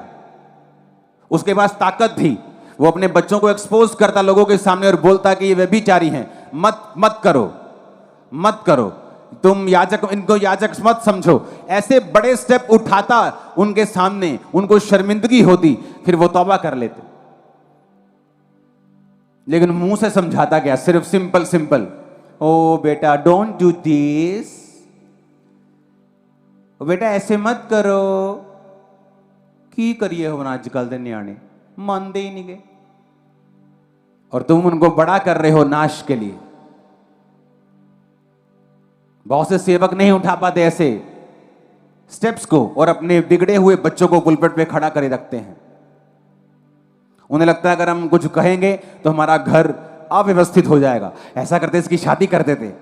शादी तो कर दी, वो शादी के फिर 2 साल बाद बिगड़ जाएगा, क्योंकि अगर तुमने स्पिरिट को हैंडल नहीं किया, अगर तुमने आत्मा को हैंडल नहीं, पाप को हैंडल नहीं किया, तो शादी से पहले जो पाप तंग करता था, शादी के बाद भी वो तंग करेगा, क्योंकि तुम्हें काबू करना पड़ेगा पहले से ही, वो बाद में भी तंग तुम्हें नहीं करेगा। कितने मेरी बात को समझ रहे हैं? तो याजक अगर बनना है तो याजकों की जिम्मेवारी भी देखो परमेश्वर ने कैसी रखी है। याजकों की बेटियों को पवित्र होना था, याजकों के बेटों को पवित्र होना था। याजक को जिम्मेवारी निभानी थी कि वो अपने बच्चों को, अपने बाल बच्चों को गंभीरता के साथ अधीनगी में रखे और परमेश्वर में चलाए। क्यों परमेश्वर अब्राहम से खुश था? क्यों परमेश्वर बोलता था, जब 3 दूत अब्राहम के पास आए और उन्होंने खाना खाया, उनमें से 2 दूत थे और एक यहोवा परमेश्वर था। जब बाइबल कहती है वो सदोम और अमोरा की ओर चले उनको नाश करने के लिए, तो जो एक दूत यहोवा परमेश्वर था, तो वो अपने मन में सोचने लगा कि जो मैं करने वाला हूं, क्या मैं अपने दोस्त अब्राहम से छुपा के रखूं? क्योंकि ये अपने घराने को आज्ञा देगा कि मेरे बाद तुम परमेश्वर में अटल चलते रहोगे। आज्ञा देगा, कमांड करेगा, विल बनाएगा। मेरे बाद अगर मेरे बच्चे यहोवा में चलते हैं तो सारी प्रॉपर्टी के मालिक हैं, नहीं तो ये सारी प्रॉपर्टी सब में बांट दी जाए। ऐसी विल, ऐसी कमांड, ऐसी पावर अपने घराने के ऊपर कि बेटा ये सही रास्ता है, तुम्हें यहोवा में चलना है, मुड़ना रास्ता नहीं है, नहीं तो मैं तेरा बाप नहीं हूं। लेकिन नहीं, आज के विश्वासी ऐसे कदम नहीं उठा सकते और वो धीरे धीरे अपने बच्चों को नाश होता हुआ देखते हैं। पहले बिगड़ता हुआ देखते हैं, फिर नाश होता हुआ देखते हैं, फिर शैतान के हाथों में देखते हैं, फिर इस धरती के ऊपर उन्हें दुख भोगता हुआ देखते हैं, फिर परमेश्वर के सामने प्रार्थना करते हो, परमेश्वर। फिर परमेश्वर कहता है, तुझे मेरा वचन सुनाई नहीं दिया था जब मैं बोल रहा था? तुझे ये मालूम नहीं कि मैं ही वचन हूं, वचन ही मैं हूं? जब मैं वचन के जरिए तुमसे बात कर रहा था, तुम्हें सुनाई नहीं दिया था? तब तुम्हें एक्शन लेना चाहिए था, स्टैंड लेना चाहिए था, फास्टिंग करनी चाहिए थी, प्रार्थना करनी चाहिए थी, प्रेम भी करना चाहिए था अपने बच्चों से अधिक, ताकि तुम उन्हें बदल सको और मुझ में ला सको। क्योंकि अगर तुम्हें याजक बनना है तो तुम्हारे ऊपर एक जिम्मेवारी भी है जो परमेश्वर दिखाता है। ऊंची आवाज में हालेलुया बोलो। अगर तुम याजक हो तो तुम वो नहीं कर सकते जो दुनिया कर सकती। अगर तुम याजक हो और तुम ये मानते हो कि मैं याजक हूं, मेरे ऊपर परमेश्वर का अभिषेक है, तो फिर तुम वो नहीं कर सकते जो दुनिया करती। पवित्र आत्मा से भरने के बाद, पवित्र आत्मा की गहरी उपस्थिति को लेने के बाद, बहुत गहरी उपस्थिति 2004 से मैंने पवित्र आत्मा की देखी है अपनी लाइफ में। और एक दिन मेरे रिश्तेदार की शादी थी, मेरे क्लोज रिश्तेदार की। पवित्र आत्मा पाने के बाद, बपतिस्मा पाने के बाद ले हैंड कर रहा था लोगों के ऊपर, प्रार्थना कर रहा था लोगों के ऊपर, और गैर भाषा बोलता था, आत्मा में बढ़ रहा था। बड़ी गहरी उपस्थिति परमेश्वर की मेरे साथ थी और मैं उस शादी में चला गया क्योंकि वो बहुत क्लोज था। मुझे शैतान ने डराया, अगर तू लोगों की शादी पे नहीं जाएगा तो तेरी शादी पे कौन आएगा, तेरे रिश्तेदार तो उससे अलग हो जाएंगे। तो मैं चला गया शादी के ऊपर और वहाँ पे संसारिक गाने बज रहे थे, वो शराबी, वो नचारी, वो कोका शोका सब बज रहे थे, और मैं भी उन गानों के ऊपर डांस कर रहा था। क्योंकि सब मेरे भाई डांस कर रहे थे, मेरी बहनें डांस कर रही थी, सब डांस कर रहे थे रिश्तेदार, तो मैं भी नाच रहा था। लेकिन अंदर पवित्र आत्मा के साथ मैं दुखी हो रहा था और अंदर से मैं बुझ रहा था और पवित्र आत्मा शोकित हो रहा था अंदर से। और मैंने ज़्यादा डांस नहीं किया, जस्ट 5-7 मिनट किया होगा। मैं साइड पे आया और मैंने सोचा कि क्या मैं ये सही कर रहा हूँ, क्योंकि मुझे अच्छा फील नहीं हो रहा था। मुझे मालूम था कि मैं अलग किया गया हूँ, मैं इन लोगों के जैसा नहीं हूँ, मैं अभिषिक्त हूँ, परमेश्वर ने मेरा अभिषेक किया है, मैं परमेश्वर की सेवकाई कर रहा हूँ। उस दिन से मैंने पवित्र आत्मा को, पवित्र आत्मा, लोग नाराज हों, रिश्तेदार नाराज हों, आज के बाद मैं किसी गाने के ऊपर डांस नहीं करूंगा, चाहे वो किसी भी रिश्तेदार का। वहां से आ गया मैं, और मैं आपको सच बताता हूं, वो सब नाचने वाले आज दुखी हैं अपनी लाइफ, और मेरा सुख आसमान तक पहुंच चुका है। क्योंकि मैंने ये फैसला किया था कि मैं अपने अभिषेक को खराब होने नहीं दूंगा। मैं ये डांस करके, मैं ये इन्हीं ड्रिंक चल रही है, डांस चल रहा है, मैं ये काम करके मैं कैसे अपने आप को याजक खड़ा बना सकता हूं? जब परमेश्वर कहता है याजक, तुम याजक हो, तो तुम अपनी भुआ के मरने पे नहीं जा सकते हो। तो परमेश्वर इतनी गहरी इंस्ट्रक्शंस इनको देता था, तो परमेश्वर आज भी याजकों को कहता है तुम लोगों को कि तुम अविश्वासियों के साथ तुम्हारा क्या मेल जोल, तुम उनको प्रचार करो, तुम उनके लिए प्रार्थना करो, तुम उनके लिए हेल्प करो, तुम उनसे तसल्ली करो, उनको गले लगाओ, उनको प्यार करो, लेकिन उनके जैसे काम, उनके जैसे संगति, उनके जैसे बीच में रह के उनको प्रसन्न करने का प्रयत्न नहीं कर सकते तुम लोग। तो मैंने अपने आप को अलग किया। मुझे मसीह में आए शायद सिर्फ 1 साल हुआ होगा, तब मैं वचन को जल्दी समझता था। जब मुझे मालूम हुआ था कि मुझे बपतिस्मा लेना है, कि बपतिस्मा नाम की कोई चीज़ होती है, तो मैं अपने पास्टर को बोलता था, वो पास्टर नहीं थे, जस्ट सेवा करने वाले लोग थे, तो मैं बोलता था जल्दी बपतिस्मा दो। बोलते थे पास्टर देंगे, जब पास्टर इकट्ठे हो जाएंगे 20-30 लोग तो पास्टर बैप्टिज्म देंगे। तो उस पास्टर से जब मेरा बपतिस्मा हुआ, जब 20-30 लोग इकट्ठे हुए, वो भी 1-1.5 महीने बाद, जबकि मुझे जब बपतिस्मे के बारे में मालूम हुआ था, मैंने कहा था जल्दी जल्दी मुझे बपतिस्मा दे दो। और आज लोग 6-6 महीने, 1-1 साल सोचते रहते हैं कि मैं बपतिस्मा लूँ या ना लूँ। क्या सोचते रहते हो कि मुझे पाप करना है, मैं अभी पाप करूँगा, मैं साफ नहीं हूँ? अगर तुम्हें साफ होकर ही परमेश्वर के पास आना है तो उसमें परमेश्वर की क्या बड़ाई है? बाइबल कहती है वो तुम आओ, परमेश्वर तुम्हें साफ करेगा। तुम ये नहीं सोच सकते कि मैं बपतिस्मा तब लूंगा जब मैं साफ हो जाऊंगा। तुम ये नहीं सोच सकते कि जब मुझे आवाज आएगी। कौन सी आवाज? परमेश्वर तो आवाज दे चुका है बाइबल में कि तुम में से सब लोग बाप बेटा पवित्र आत्मा के नाम से बपतिस्मा ले और परमेश्वर को ग्रहण करें। अब कौन सी आवाज की उड़ीक कर रहे हो? नहीं, मैंने फलाने टाइम पे एक नाम लिया हुआ है।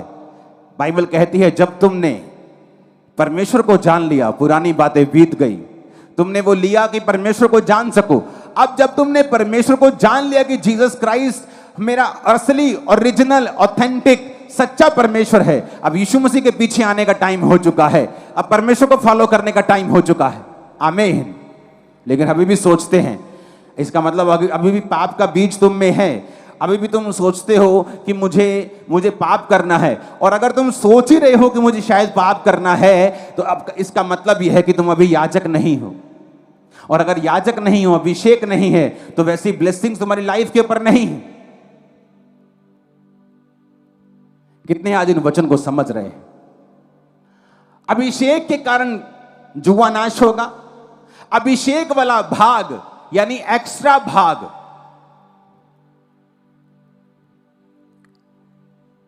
कहते तुम्हारे पास एक्स्ट्रा ये कार्ड है ना, जो गोल्डन कार्ड, इसकी एक्स्ट्रा बरकतें मिलती हैं, एक्स्ट्रा प्रिविलेज मिलता है। परमेश्वर ने कहा जो अभिषेक वाला भाग होगा यानी एक्स्ट्रा, मैं तुम्हें वो दूंगा, एक्स्ट्रा दूंगा लोगों से, क्योंकि तुम्हारा अभिषेक वाला भाग है। और वचन कहता है कि मरी हुई मक्खियों के कारण गंधी का तेल सड़ने और बसाने लगता है। पाप के कारण तुम्हारा अभिषेक जो है वो खत्म होने लगता है, कम होने लगता है। गलत संगति के कारण तुम्हारा अभिषेक कम होने लगता है। परमेश्वर ने कहा याजकों को कि तुम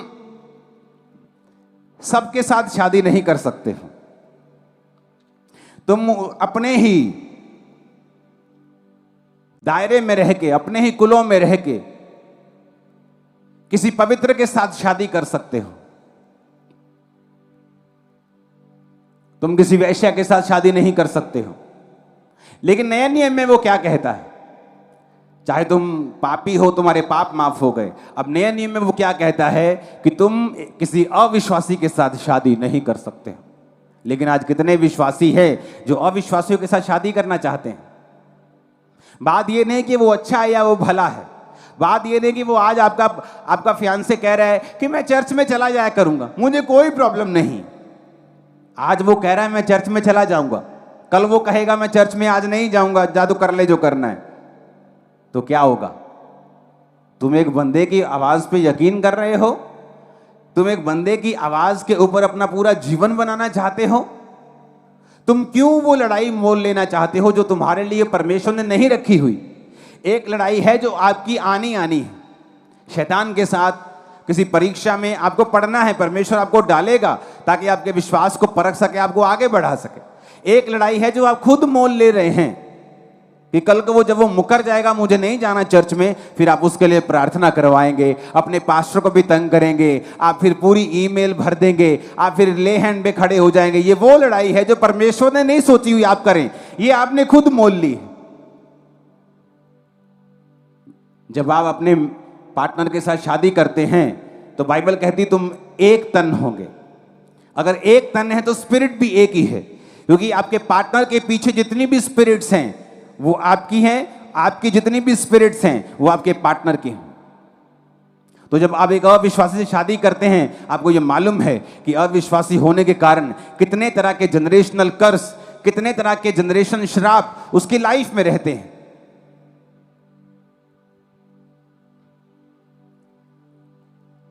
तो जब आप उससे शादी कर रहे हैं, आप उन आत्माओं के साथ भी शादी कर रहे हैं। जब आप किसी के साथ व्यभिचार करते हैं, आप उसकी स्पिरिट के साथ बंध जाते हैं। चाहे आप तौबा भी कर लें, लेकिन लास्ट तक आपको वो स्पिरिट उठानी पड़ती है आपके कंधों के ऊपर। नहीं तो यकीन नहीं तो दाऊद को पढ़ लो, वो माफ कर दिया गया, लेकिन वो तलवार की स्पिरिट उसके बच्चों को उसकी जिंदगी के अंतिम दिनों तक उसने छोड़ा नहीं। इसलिए वचन कहता है कि जो पाप तुम करते हो दूसरे, वो देह से बाहर हैं, लेकिन जो पाप तुम व्यभिचार का करते हो वो डबल पाप है, तुम्हारी देह के विरुद्ध भी है, तुम्हारी आत्मा के विरुद्ध भी है। कितने इन बातों को समझ रहे हैं? तो वचन कहता है कि परमेश्वर ने ये सब चीजें हमें लिख कर दी हैं, और हमें अपना अभिषेक संभालने के लिए हमें अलग टाइम में रहना है। हमारी बाउंड्रीज हैं, हमें एक बाउंड्रीज में रहना है ताकि हम अपने अभिषेक को बचा के रखें, क्योंकि जो लोगों की लाइफ में नहीं है, परमेश्वर ने आपको दिया है। वो अभिषेक आपका है। उसने कहा मैं पवित्र हूं, तो तू पवित्र बन। पवित्रताई के बिना कोई मुझे देख नहीं पाएगा। अगर वो अभिषेक हमारी लाइफ में होगा, वो सब चीजों को हमारी लाइफ में खींच के लेके आएगा। और ये एक दिन का काम नहीं है। अभिषेक का मतलब है टू रब, किसी चीज पर रगड़ना। एक खुशबूदार चीज को आप अपने शरीर पर एक दिन रगड़ेंगे तो उसकी स्मेल 2 दिन नहीं जाती। तो अगर आप रोज रगड़ते जाएंगे, रोज रगड़ते जाएंगे, रोज रगड़ते जाएंगे, रोज रोज रोज, तो वो आपके शरीर का एक हिस्सा बन जाएगा। लेकिन जब आप गंदगी में जाएंगे, मिट्टी में जाएंगे, लोटपोट हो जाएंगे, तो उसकी स्मेल थोड़ी धीमी हो जाएगी। फिर आपको नहाना पड़ेगा, फिर आपको मलना पड़ेगा उस स्मेल को वापस पाने के लिए। उसी तरह से अभिषेक है। जब आप संसार में जाते हैं, मिट्टी में, कीचड़ में जाते हैं, उसकी स्मेल फीकी होने लगती है और एक दिन खत्म हो जाती है। लेकिन जब आप रोज प्रार्थना में, रोज प्रार्थना में, रोज रोजा, रोज वचन, रोज आप रोज रगड़ते हैं उस सुंदर चीज को, खुशबूदार चीज को, वो आपके आसपास एक ऑरा बना लेती है। आप किसी से सरसरी भी मिलेंगे, ऐसे ही उसकी लाइफ में बड़ा काम हो जाएगा, परमेश्वर उसको छू लेगा। क्यों? क्योंकि वो अभिषेक जो रगड़ रगड़ के आपके आसपास एक ऑरा बन चुका है, आपकी स्मेल बन चुकी है उस अभिषेक के कारण। अभिषेक इस तरह से काम करता है। हालेलुया। अपनी लाइफ में अभिषेक को कभी गवाओ मत। और शैतान इसीलिए, क्यों वो आपको चाहता है व्यभिचार करो, क्यों वो चाहता है प्रेयर ना करो, क्यों वो चाहता है आप टीवी देखते रहो? उसे मालूम है कि अगर ये प्रेयर में बैठेगा तो ये अभिषेक होगा। अगर ये अभिषेक से रोज अपने आप को रगड़ेगा तो अभिषेक इसके अंदर आता जाएगा। जब अभिषेक आएगा तो ब्लेसिंग्स आएंगी। शैतान अभिषेक से नफरत करता है। वो ऐसी चर्चिस से नफरत नहीं करता जहां अभिषेक ना हो, जहां ठंडी ठंडी आराधना हो, 2 मिनट का 10 मिनट का वचन हो, फिर उसके बाद पास्टर आपसे हाथ मिलाए और आपको छुट्टी कर दे। वो नफरत नहीं करता ऐसे लोगों से। क्यों? क्योंकि अभिषेक के कारण जुआ तोड़ दिया जाए। उसे अभिषेक वाले लोगों से नफरत है। आप देखेंगे शैतान अभिषेक लोगों से नफरत क्यों करता है, ऐसी चर्चिस से नफरत क्यों करता है जहां अभिषेक के काम होते हैं? क्योंकि अभिषेक के कारण जुआ तोड़ दिया जाएगा। ऐसी चर्चिस से नफरत क्यों नहीं करता जहां काम नहीं होते? क्योंकि वहां अभिषेक नहीं। जहां अभिषेक नहीं वहां शैतान को कोई प्रॉब्लम नहीं, क्योंकि अभिषेक के कारण जुआ नाश कर दिया जाएगा। अब आने वाले समय में देखोगे शैतान किस तरह से अभिषिक्त लोगों पर अटैक करता है। प्रभु ने मुझे आज नहीं, कितने महीने पहले बताया था। आज एआई का जमाना है। आप देखेंगे पास्टर की शक्ल को किसी गंदे लोगों की शक्ल में लगाकर अलग अलग तरह के वीडियोस लोग जारी करेंगे। देखो पास्टर क्या कर रहा है, देखो बॉम्बे का पास्टर क्या कर रहा है, जबकि वो असल वीडियो नहीं होगी, वो गंदी वीडियो कंप्यूटर के द्वारा बनाई गई होगी। उसके हाथ में सिगरेट पकड़े, कंप्यूटर बनाएगा। पास्टर्स पे अटैक क्यों कर रहा है शैतान? क्योंकि उसको पता है कि ये अभिषिक्त हैं।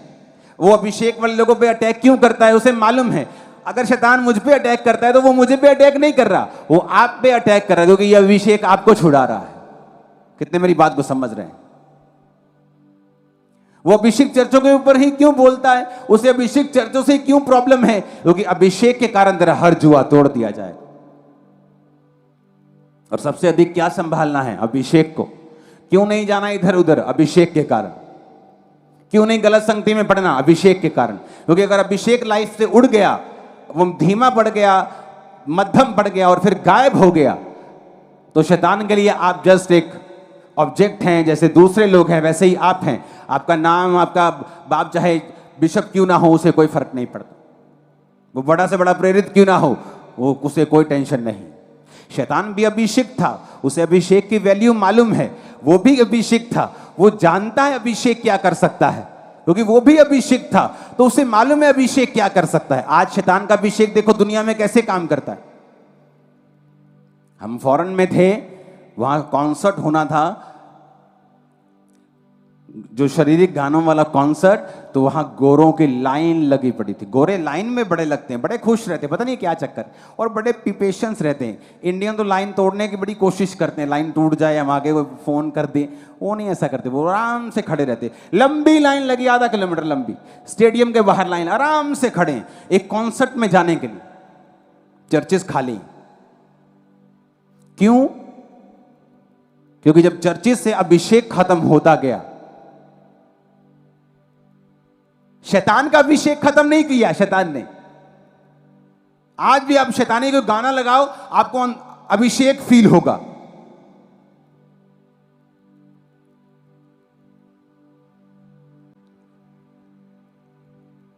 और बुढ़ी माई जिसके गोडे दर्द करते हैं ना, जब वो कभी मैं गीत लगा ही मेरा दिल करे मैं नचा, वो क्या है? अभिषेक है। क्या है वो? किसका? शैतान का भी अभिषेक है। उसने गवाया नहीं है, शैतान गिराया गया है, अभिषेक उससे छीना नहीं परमेश्वर ने।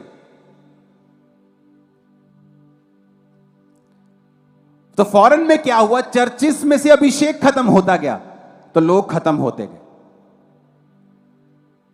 नहीं तो फॉरेन में क्या होता था कि हर गली के बाहर एक चर्च थी, और अभिषिक्त लोग, जो पौलुस की जनरेशन के सिखाए हुए लोग आगे बढ़ते थे, अभिषेक से बढ़ते थे, और दुनिया पे राज किया उन लोगों ने। धीरे धीरे अभिषेक खत्म होता गया, दुनियावी चीजें बढ़ती गई। ओ ह्यूमैनिटी ह्यूमैनिटी करते गए। ये यूरोप वाले, ये जो अमेरिका वाले, ये लोग जो आज ह्यूमैनिटी ह्यूमैनिटी कर रहे हैं, एक दिन इन पर अन्य जाति, मैं उस कौम का नाम नहीं लूंगा, आप समझ जाना, कब्जा कर लेंगे। और जब 30% हो जाएंगे, इनके नाक में दम कर देंगे, ये सारे अंग्रेज घुटनों पे आ जाएंगे और यहोवा के सामने भीख मांगेंगे, और तब परमेश्वर उन जगहों पे काम करना शुरू करेगा। याद रखना, जो काम यहां हो रहा है, चाइना में हो रहा है, इंडोनेशिया में हो रहा है, एशिया में हो रहा है, कोरिया में हो रहा है, हो चुका है वहां पे, वो काम फिर वहां पे होगा, फिर से दोबारा होगा। जो काम 1000 ईस्वी में हुआ, जो पौलुस के जमाने में हुआ, जो पहली सदी में हुआ, वो फिर से शुरू होगा। जब अभिषेक कम हुआ, चर्चिस में से लोग कम हुए, क्योंकि जब अभिषेक नहीं है तो आप लोगों को खींच नहीं सकते।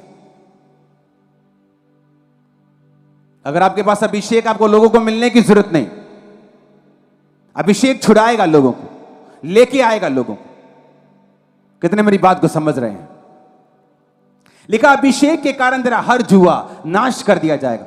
जब शैतान का अभिषेक कम नहीं हुआ, आज भी वो देखो गाने गाते तो कॉन्सर्ट में से भरे होते। देखो मेरे साथ के बच्चे बता रहे थे, जो फॉरेन में होते हैं, यंग जो लड़कियां लड़के, कि मेरी कॉलेज की, मेरी स्कूल की लड़की ने $2000 की टिकट ली है इस कॉन्सर्ट में आने के लिए।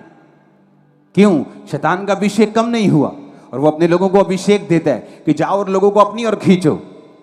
और आप समझ रहे हैं कि क्रिश्चियन लोगों को अपनी ओर खींच लेंगे अगर उनमें अभिषेक नहीं हुआ। चर्चिस के अकेले वचन सुनाकर उनको खींच लेंगी अगर वो वचन अभिषेक के साथ प्रचार नहीं किया गया। इसलिए पौलुस ने कहा, मेरे प्रचार में लुभाने वाली बातें नहीं थी जो मैं लुभाऊं तुम्हें वचन में से या संसारिक बातों में से कि परमेश्वर की रहा हो। कहता, परंतु आत्मा और सामर्थ का प्रमाण था। लुभाने वाली बातें नहीं थी।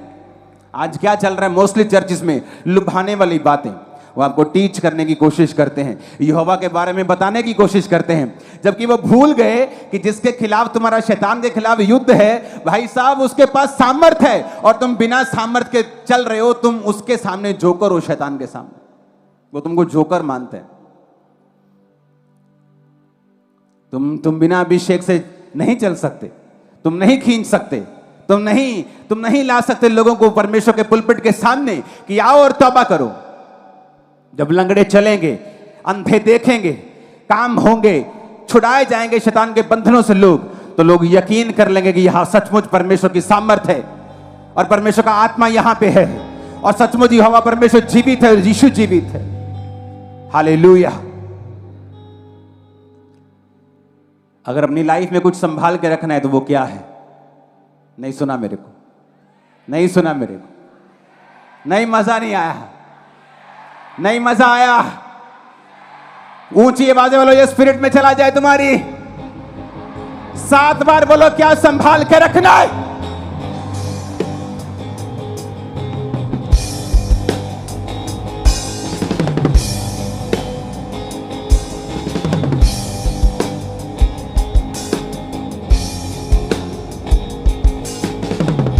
हालेलुया। ऊंची आवाज में हालेलुया बोलो और शैतान गिर जाएगा तुम्हारे घरों से। लेब्रो सोथा लबारा मना संदना मजना के शैतान गिर जाएगा तुम्हारे फाइनेंस पर से। ऊंची आवाज में हालेलुया बोलो, वो गिर जाएगा तुम्हारे बच्चों की लाइफ पर से। ऊंची आवाज में हालेलुया, तो वो गिर जाएगा तुम्हारी सेहत पर से। हालेलुया।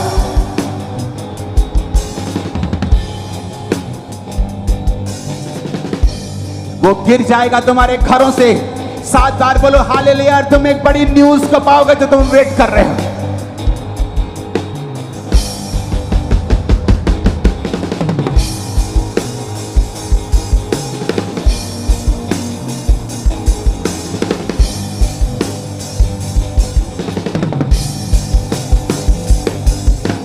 आमीन, आमीन।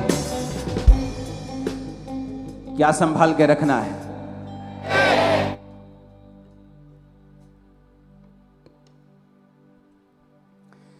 क्या संभाल के रखना है?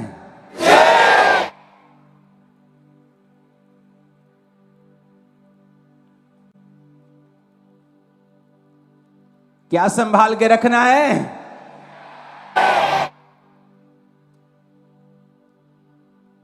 हालेलुया। तो वो पूरी कोशिश करेगा शैतान कि तुम पर से सिर्फ अभिषेक चला जाए, उसके बाद बोलेगा मैं तुम्हें संभाल सकता हूं, क्योंकि उसका अभिषेक गया नहीं है और उसे बताइए क्या कर सकता है। तो वो कोशिश करता है कि तुम उस काम को करो जो वचन के खिलाफ है, तुम्हारा अभिषेक कम हो और एक दिन खत्म, क्योंकि शैतान के खिलाफ तुम एक जोकर हो। अगर तुम्हारी लाइफ में अभिषेक नहीं, चाहे तुम्हें बाइबल सिर के पैरों से लेके उत्पत्ति से लेके प्रकाशित वाक्य के अंत तक आती हो, तुम बाइबल के टीचर हो, तुम्हें एक एक लाइन पता हो और तुम्हारे ऊपर अगर अभिषेक नहीं, तुम जोकर हो। शैतान तुम्हें कुछ नहीं समझता।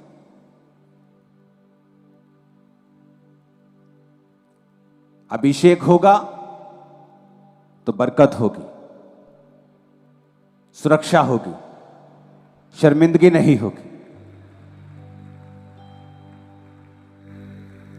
जो प्रार्थना नहीं करते अभिषेक नहीं ले सकते। जिनकी 2.5-3 घंटे से कम प्रेयर है, अभिषेक कभी नहीं ले सकते। फास्टिंग नहीं करते, संगति रेगुलर नहीं करते। हाँ, किराया नहीं होता जी, एक संडे आ जाते, एक संडे नहीं आते। तुम रोटी 2 टाइम खाते हो ना रोज? हाँ जी रोज 3 टाइम जी, सवेरे भी ऐसी खा के जाइदा करो। अगर तुम रोटी 3 टाइम खाते हो, तुम्हें हर संडे चर्च आना जरूरी है। अगर तुम 2 टाइम खाते हो तब भी आना जरूरी है। 1 टाइम खाते हो तब भी आना जरूरी है। इससे कम खाते हो फिर मत आना, क्योंकि इससे कम तुम खाते नहीं।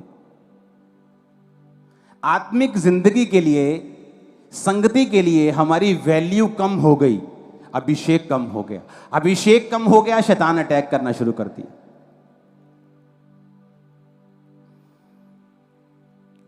अगर हमें अपने पैसे ही बचाने हैं, आज हम अपने बच्चों को घर छोड़ के आए, क्यों? क्योंकि इतना किराया नहीं। और हमें ये मालूम है, हमें ये कोई इमरजेंसी मीटिंग नहीं है कि चलो जी पापा ने बुलाया, पास्टर ने बुलाया, चलो चले। हमें पता है कि मुझे अगले संडे भी चर्च जाना है, तो क्यों ना मैं आज से 20-20 रुपए जोड़ के रखूं, ताकि मैं पूरा परिवार चर्च लेके जाऊं, मेरा पूरा परिवार अभिषेक से भरे, मेरे बच्चे भी भरे, मेरे लोग भी भरे, ताकि शैतान हमें कभी तंग ना करने पाए। लेकिन नहीं, हमें स्पिरिचुअल चीजों की वैल्यू नहीं पता, इसीलिए क्वेश्चंस हमारी लाइफ में रहते हैं। ऐसा क्यों हो रहा है, ऐसा क्यों है, मेरी लाइफ में बरकत में टाइम क्यों लग रहा है, ये क्वेश्चंस इसीलिए। अपने घुटनों के बाहर आ जाओ। मैं पाक खुदाबंद मसा से भरने आए, मैं पाक खुदाबंद रूस भरने आए, है पाक खुदाबंद मसा से भरने आए, है पाक खुदाबंद रूस से भरने आए, है पाक खुदाबंद लहू से धुलने आए, है पाक खुदाबंद मसा से भरने आए हैं। तेरा नाम है सबसे आला, तू आँखों का उजाला, तू शहद का मीठा प्याला, तू नूर का सुंदर हाला। तेरे नाम के सदके जाए, तेरे नाम की आस लगाए, तेरे नाम से सदके जाए, तेरे नाम से सब कुछ पाए। यीशु नाम, यीशु नाम, यीशु नाम, यीशु नाम, यीशु नाम, यीशु नाम, यीशु नाम, यीशु नाम। खुदावंद कह रहे थे, जैसे जैसे तेरा मसा बढ़ेगा तेरी ग्लोरी बढ़ेगी, जैसे जैसे तेरा मसा बढ़ेगा तेरी ग्लोरी बढ़ेगी। अगर तुझे वर्तमान स्थिति से छुटकारा पाना है, तो कितने भी बड़े लेवल का क्यों ना हो, तो तुझे अभिषेक में ही बढ़ना होगा। जैसे जैसे तू अभिषेक में बढ़ेगी तेरी स्थिति बदलेगी, तेरी जैसे जैसे तू अभिषेक में बढ़ेगा तेरी स्थिति बदल जाएगी। वो सॉन्ग हम गाएंगे, चाहते हैं तुझसे पाकरू का मसा, एलीशा नबी को जैसे दिया। अपने हाथों को उठाओ, घुटनों पे आ जाओ सब जन। चाहते हैं तुझसे पाकरू का मसा। सब लोग अपने घुटनों पे आ जाओ चाहते हैं और कहो, तुझसे यीशु से बात करो और कहो, परमेश्वर आज से मैं कभी भी अपने अभिषेक की चोरी नहीं होने दूंगी। आज से मैं अपने अभिषेक में बढ़ूंगी। शारीरिक कामों को त्याग कर, प्रार्थना, उपवास, पवित्रताई में बढ़कर मैं उस अभिषेक में बढ़ूंगी। क्योंकि अभिषेक वाला भाग तभी आएगा अगर वो अभिषेक मेरी जिंदगी पर होगा। जब दाऊद पर अभिषेक था कि वो यहूदा पर राज्य करे, तो उसने यहूदा पर राज्य किया, पूरे इज़राइल पर नहीं कर पाया। जब उस पर मसा आया कि वो इज़राइल पर राज्य कर सके, तो तूने उसको पूरा इज़राइल दिया।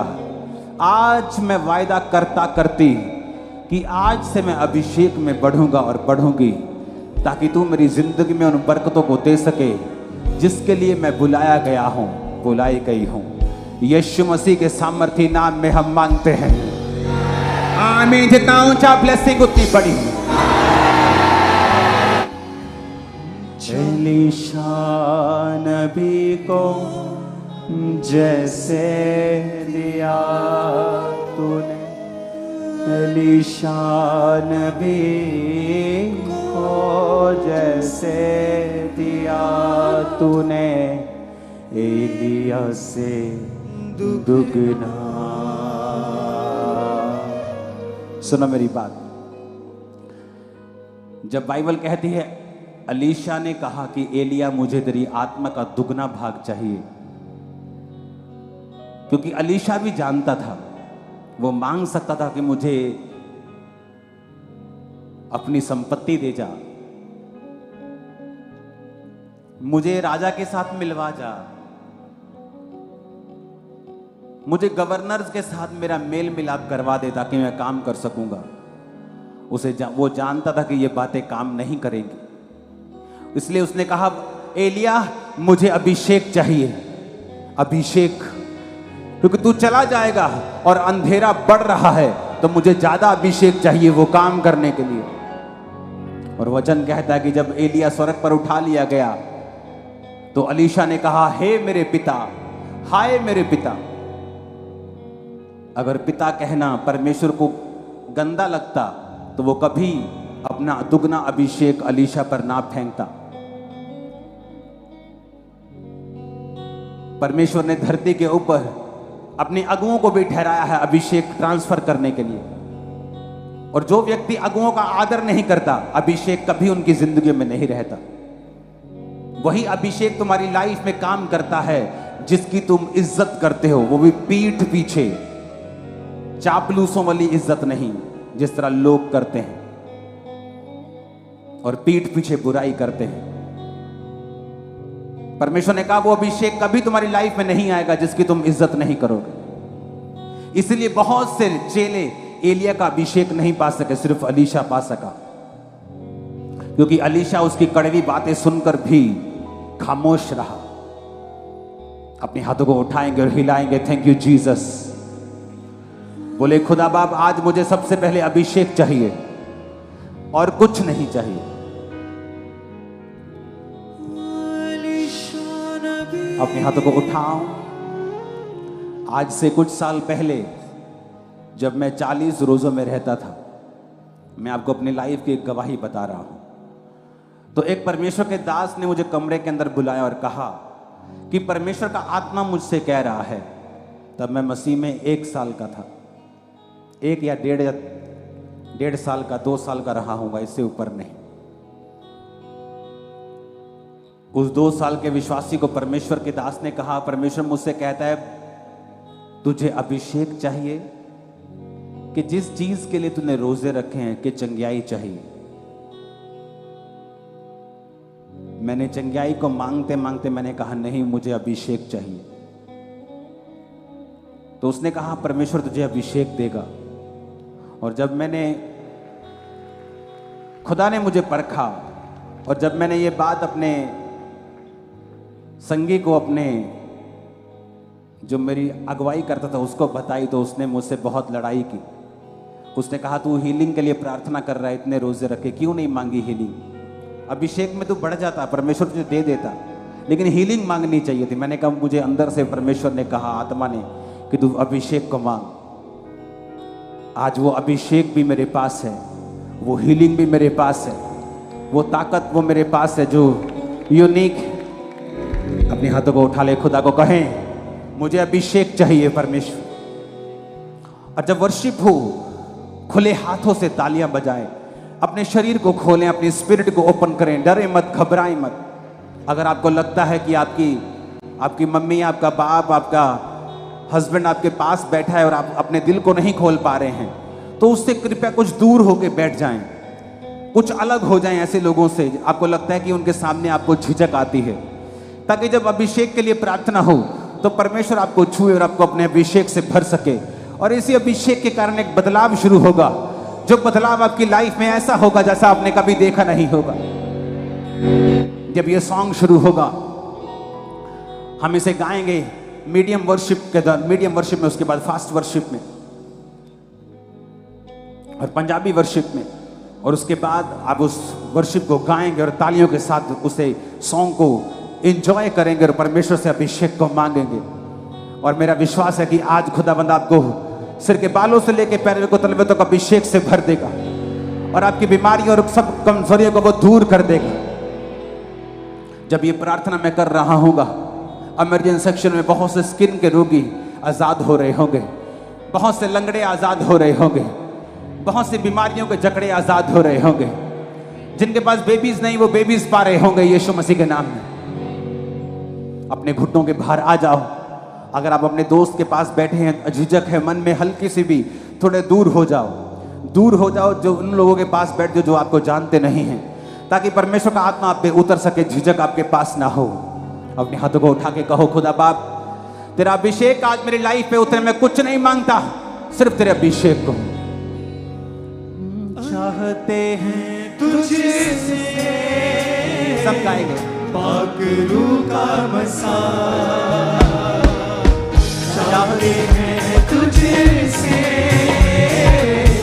पाक रूह का मसा। अलीशा नबी को जैसे दिया, अलीशा नबी को जैसे दिया तूने, एलिया से दुगना चाहते हैं तुझसे, पाक रूह का मसा चाहते हैं तुझसे। वो मसा आ रहा है तुम्हारे ऊपर, वो अभिषेक आ रहा है तुम्हारे ऊपर। अलीशा नबी को जैसे दिया तूने, अलीशा नबी को जैसे दिया तूने, अलीशा नबी को जैसे दिया तूने, अलीशा नबी को जैसे दिया तूने, एलिया से दुगना चाहते हैं तुझसे, पाक रूह का मसा चाहते हैं तुझसे, पाक रूह का मसा, पाक रूह का मसा, रूह का मसा, पाक रूह का मसा, पाक रूह का मसा, भर जाओ यीशु के नाम से।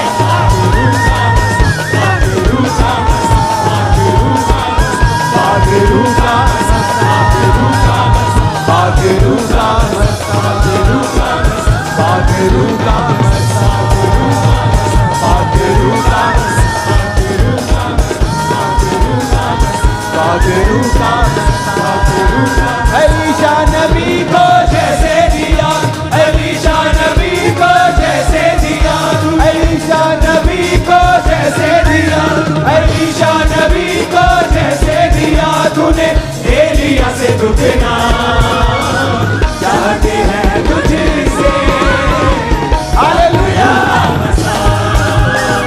चाहते हैं तुझसे, पाक रूह का मसा चाहते हैं तुझसे, पाक रूह का मसा चाहते हैं तुझसे, पाक रूह का मसा। खिदमत करना मुझको सिखा दे, खामोश रहना मुझको सिखा दे, खिदमत करना मुझको सिखा दे, खामोश रहना मुझको सिखा दे, कर करम इतना चाहते हैं तुझसे, पाक रूह का मसा चाहते हैं तुझसे, पाक रूह का मसा चाहते हैं तुझसे, पाक रूह का यीशु का आत्मा तुम पे आए अभी यीशु मसीह के नाम से। तुझसे, पाक रूह का मसा। अलीशा नबी को जैसे दिया तूने, अलीशा नबी को जैसे दिया, अलीशा नबी को जैसे दिया, अलीशा नबी को जैसे दिया तूने, एलिया से दुगना चाहते हैं तुझसे, पाक रूह का मसा चाहते हैं तुझसे, पाक रूह का मसा। नाच के झूम के, अगर तुम नाचना चाहते हो नाचो।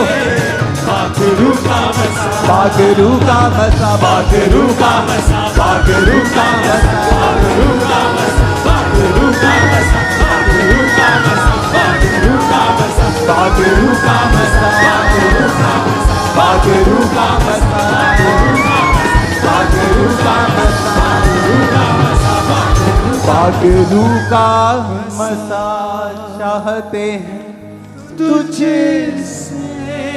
अगर तुम नाचना चाहते हो नाच सकते हो, तालियां बजाना चाहते हो बजा सकते हो, क्योंकि परमेश्वर का आत्मा मुझे दिखा रहा है जिस तरह वो मुझे भरा करता था, आज वो आपको भर रहा है उस अभिषेक के साथ और उस अनुग्रह के साथ। वो अनॉइंटिंग तुम पे आ रही है मेरे भाई मेरी बहन, वो अभिषेक तुम पे आ रहा है यीशु मसीह के नाम में। खिदमत करना मुझको सिखा दे, मामूर रहना मुझको सिखा दे, कर करम इतना चाहते हैं तुझे से। पागरू का मसाज, एलीशा नबी को जैसे दिया तूने, एलीशा नबी को जैसे दिया तूने, एलिया से दुगना चाहते हैं तुझसे। पागरू का मसाज। नेक्स्ट पैरा को गाए। दुखों को सहना मुझको सिखा दे, प्रस्तिश करना मुझको सिखा दे, दुखों को सहना मुझको सिखा दे, प्रस्तिश करना मुझको सिखा दे, चाहता हूँ इतना चाहते हैं तुझसे।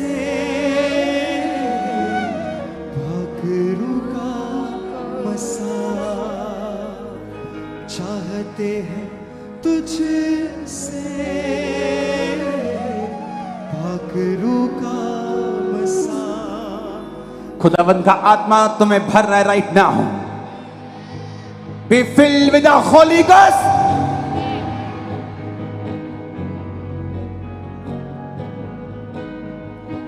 चाहते हैं तुझसे। पागरू का मसाज चाहते हैं तुझसे। पागरू का मसाज। एलीशा नबी को जैसे दिया तू, एलीशा नबी को जैसे दिया तू, एलीशा नबी को जैसे रिसीव होली गोस्ट। एलीशा नबी को जैसे दिया तूने, एलिया से दुगना चाहते हैं तुझसे। पागरू का मसाज चाहते हैं तुझसे। पागरू का मसाज। खिदमत करना मुझको सिखा दे, मामूर रहना मुझको मिलके गाएंगे सभी। खिदमत करना मुझको सिखा दे, मामूर रहना मुझको सिखा दे, कर करम इतना चाहते हैं तुझसे। पागरू का मसाज चाहते हैं तुझसे। पागरू का मसाज चाहते हैं तुझसे। पागरू का मसाज। रिसीव करो होली गोस्ट के मसे को। जो नाचना चाहते वही खड़े हो, नहीं तो घुटनों के भार बैठे रहें। जो नाचना चाहते वही खड़े होकर डांस करें सिर्फ, ताकि अभिषेक से भरने में आपको कोई दिक्कत ना हो। घुटनों के भार बैठ जाओ बाकी। और इस समय खुदावंद का अभिषेक तुम पे आ रहा है। आज के बाद तुम सेम नहीं रहने वाले यीशु मसीह के नाम में। पागरू का मसाज, पागरू का मसाज, पागरू का पागरू का पागरू का पागरू का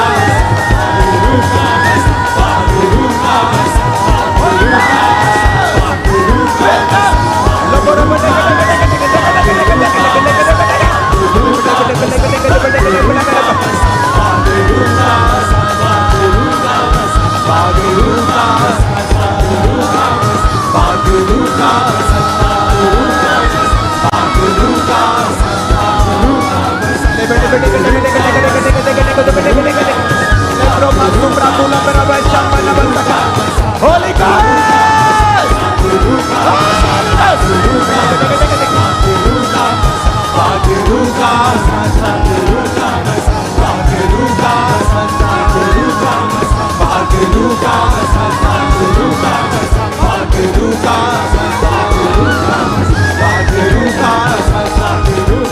क्वायर तुम पे होली स्पिरिट की मस्से को मैं देख रहा हूँ। वॉलंटियर्स, बिलीवर्स, होली स्पिरिट के मस्से को देख रहा हूँ तुम्हारे ऊपर। होली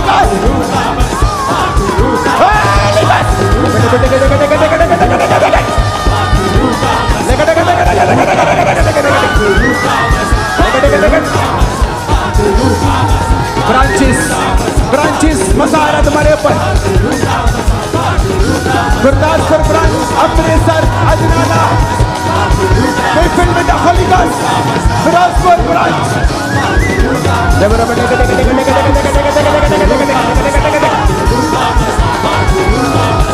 Mukelia, सब branches को सब बढ़िया